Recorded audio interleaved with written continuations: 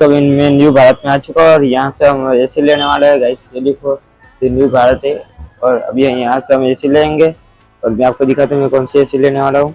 चलो गाइस, तो अभी यहाँ पे सभी एसी लगाई हुई है, मैं आपको दिखाता हूँ। ये देखो गाइस, यहाँ पे सभी एसी है। हम देखते हैं यहाँ से कौन सी एसी लेनी है, क्योंकि मेरी मम्मी को पसंद है एलजी, तो एलजी या फिर गोदरेज की लेंगे। तो चलो अभी देखते हैं।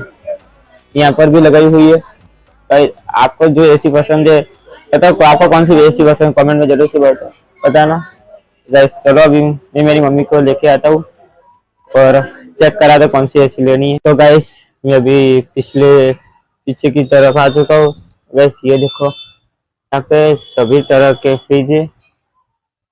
ऐसे आपको कुछ फ्रिज की, इलेक्ट्रिक की जो भी चीज चाहिए वो मुझे बताना, मैं एड्रेस लिंक में दे दूंगा, देख लेना डिस्क्रिप्शन में होंगे। चलो अभी मम्मी को कॉल करता हूँ, पूछता हूँ क्या कहती है।